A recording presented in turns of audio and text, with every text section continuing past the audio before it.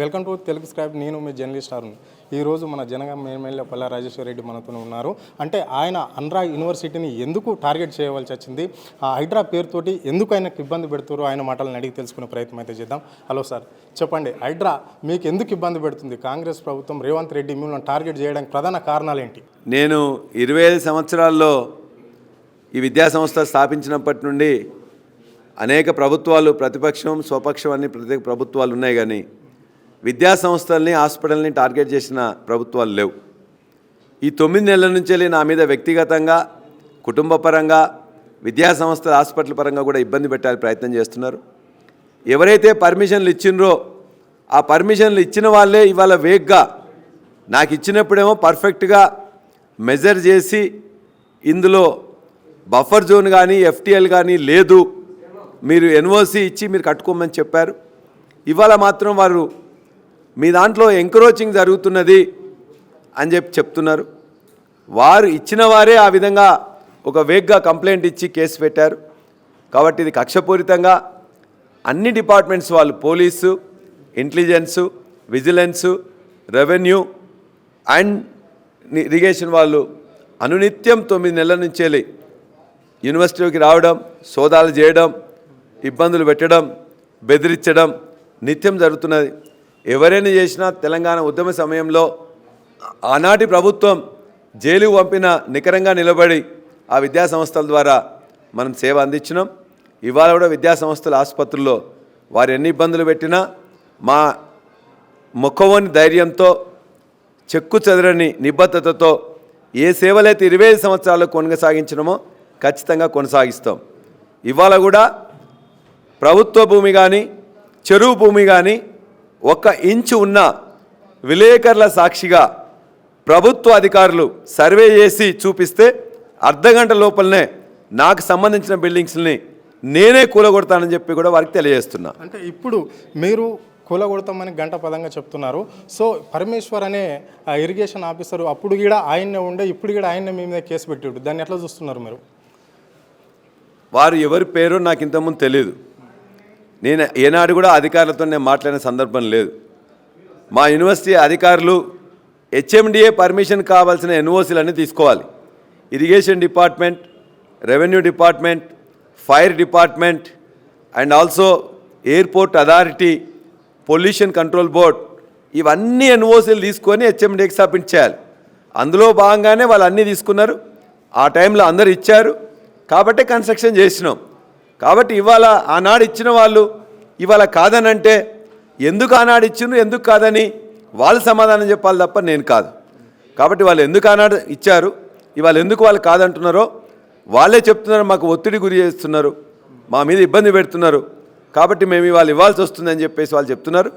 కాబట్టి ఏదైనా చట్టం ముందు ఆ విధంగా ఒకసారి పర్మిషన్ ఇచ్చి సర్వే చేసి ఇన్స్పెక్షన్ చేసి ఇవాళ కాదంటే ఇవాళ చట్టం తన పని తాను చేసుకొని పోతారు. అంటే హైడ్రాకు ఓన్లీ, అంటే రేవంత్ రెడ్డి సర్కార్కు ఓన్లీ బీఆర్ఎస్ నేతలే టార్గెటా, లేకుంటే కాంగ్రెస్లో ఉన్న వాళ్ళ కూడా వాళ్ళకి చాలామంది శకం భూములలో కూడా ఇండ్లు ఉన్నాయి, ఫామ్ హౌస్లు ఉన్నాయి, వాళ్ళు కూడా టార్గెటా, ఓన్లీ బీఆర్ఎస్కి సంబంధించిన నేతలు టార్గెటా? ఎక్కడైతే ఎఫ్టీఎల్లో మిగతా చోట్ల పర్మిషన్ లేకుండా ఎవరైనా కడితే హైడ్రా చర్యలు తీసుకుంటే దాన్ని స్వాగతిస్తాం. కానీ ఇలా విద్యాసంస్థలు కానీ హాస్పిటల్స్ కానీ వాళ్ళే కూడా మీరు టార్గెట్ అంటే రాజకీయ కక్షతో టార్గెట్ చేస్తున్నప్పుడు అనుమతులు ఉన్నాయా లేవో చూసుకొని చేయండి. ఒకవేళ ఎఫ్టీఎల్లో ఉంటే మీరు కొట్టేసేయండి. ఎఫ్టీఎల్లో కాకుండా మిగతా చోట్ల అనుమతులు ఉండి ఉన్నప్పుడు కూడా నేను కొట్టేస్తా అంటే అది రాజకీయ కక్ష తప్ప మరొకటి కాదు. ఒకవేళ ఎక్కడ అనుమతులు లేకుండా మిగతా చోట్ల చేస్తే మేము మొట్టమొదటి చోట్ల గ్రామ పంచాయతీ నుండి పర్మిషన్ తీసుకుంటాం, కానీ ఆ తర్వాత హెచ్ఎండిఏ కానీ మిగతా వాళ్ళు తీసుకోవాలనుకున్నప్పుడు దాన్ని రెగ్యులరైజ్ చేసుకుంటారు. ఇవాళ ఈ రాష్ట్రంలో ఉండే అన్ని విద్యాసంస్థలు కూడా అట్నే చేసినాయి. కాబట్టి మేము కూడా ఇవాళ ఇప్పుడు కట్టుతున్న వాటన్నిటిలో కూడా హెచ్ఎండిఏ పరిధి కూడా పెరిగింది. ఒకప్పుడు హెచ్ఎండిఏ పరిధి ఉండదు, 25 సంవత్సరాల కింద హెచ్ఎండిఏ ఉండదు కూడా ఉండదు. ఇవన్నీ అర్బన్ డెవలప్మెంట్ అథారిటీ రాకముందు వేరే గ్రామ పంచాయతీ కానీ లోకల్ మున్సిపాలిటీ కానీ తీసుకుంటారు. ఇవన్నీ వచ్చిన తర్వాత వీటి దగ్గర తీసుకోవాల్సి వస్తుంది. కాబట్టి కక్షపూరితంగా ఇవాళ చేసే ఏ కార్యక్రమం కూడా ప్రజలు ఆమోదించరు, ప్రజలకు నష్టం జరుగుతుంది. కాబట్టి ప్రభుత్వానికి, అధికారులకు నేను విజ్ఞప్తి చేస్తున్నా, అన్నీ కూడా సక్రమంగా చూసి అనుమతులు ఉన్న చోట్ల ఇబ్బంది పెట్టొద్దు, అనుమతులు లేని చోట మీరు ఏదైనా చేయొచ్చు. అంటే ఇప్పుడు దాదాపుగా 9 నెలల పాలనలో మీ మీద 6 కేసులు నమోదైనాయి. అంటే మీరు మీ కుటుంబం మీద 6 కేసులు నమోదైనట్లు మనకు తెలుసు. సో దాన్ని ఎట్లా చూడొచ్చు మీరు ఈ కాంగ్రెస్ గవర్నమెంట్లో? ఇంతకుముందు కూడా ఆనాడు ఆంధ్ర వలస పాలకులు ఉన్నప్పుడు కూడా నా మీద కేసులు నమోదైనాయి. 11 కేసులు, 18 సెక్షన్లు, 10 రోజులు 11 రోజులు జైలుకు పోయినా. ఆనాడే మేము ఎవరికి భయపడలేదు, వెరవలేదు. కాబట్టి ఇవాళ కూడా కేసులు పెట్టి ఇబ్బందులు పెట్టదలుచుకుంటే అక్రమంగా అన్నిటికీ సిద్ధంగా ఉన్నాం. కాకపోతే విద్యా సంస్థల్ని, అనేక మందికి ఉపయోగపడుతున్న ఆసుపత్రుల్ని ఇవాళ వాటిని ఏదో ఇబ్బంది పెట్టాలని చూస్తే ప్రజలకు నష్టం, నాకంటే ఎక్కువ ప్రజలకు నష్టం అని చెప్పి నేను తెలియజేస్తున్నాను. అంటే హైడ్రా కమిషన్ రంగనాథన్ మీతో ఎప్పుడన్నా ఫోన్లో కానీ మాట్లాడా, లేకుంటే మీకు నోటీసులు నేరుగా మీ దగ్గరికి పంపించాడా? హైడ్రా వాళ్ళు వచ్చేటప్పుడు ఎప్పుడు కూడా ఇన్ఫర్మేషన్ ఇవ్వట్లేదు. ఇరిగేషన్ డిపార్ట్మెంట్ వాళ్ళు వచ్చి సర్వే చేశారు. సర్వే చేసినప్పుడు వాళ్ళు చెప్పారు మాకు తెలియదు, సర్వే చేయడం కాదు ఊరికనే వచ్చి ఇది జరుగుతున్నాయని చెప్పేసి కంప్లైంట్ ఇచ్చిండ్రు.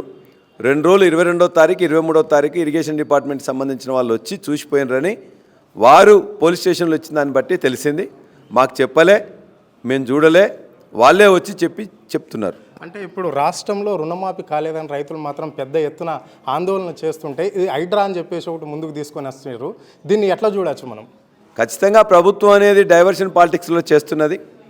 ఒకవైపున లక్షలాది మందికి రుణమాఫీ కాలేదని చెప్పేసి రాష్ట్రం మొత్తం మీద అంటున్నారు. 17 లక్షల మంది కాలేదని ఒక మంత్రి చెప్పారు. 12 లక్షలు ఇవ్వలేదని చెప్పేసి మరొక మంత్రి చెప్పారు. 7,500 కోట్లు మాత్రమే పోయిందని చెప్పేసి ఆర్థిక మంత్రి చెప్పారు. ఈ నేపథ్యంలో దరిదాపుగా 20 లక్షల మందికి 12,000 కోట్లు చందా ఇవ్వాలని చెప్పేసి వాళ్ళే చెప్తున్నారు. కాబట్టి ప్రజలందరూ, రైతులందరూ ఆందోళన ఉన్నారు. అది డైవర్షన్ చేయడం కోసం ఇవాళ ప్రతిపక్షపు నాయకుల మీద ఈ యొక్క కక్ష సాధింపు చర్య చేస్తున్నారు. ఇది సరైంది కాదు. ప్రభుత్వాలు వస్తుంటాయి, పోతుంటాయి, అధికారులు ఎప్పటికి ఉంటారు కాబట్టి వాళ్ళైనా సరైన పద్ధతిలో చేయాలని చెప్పి కోరుతున్నారు.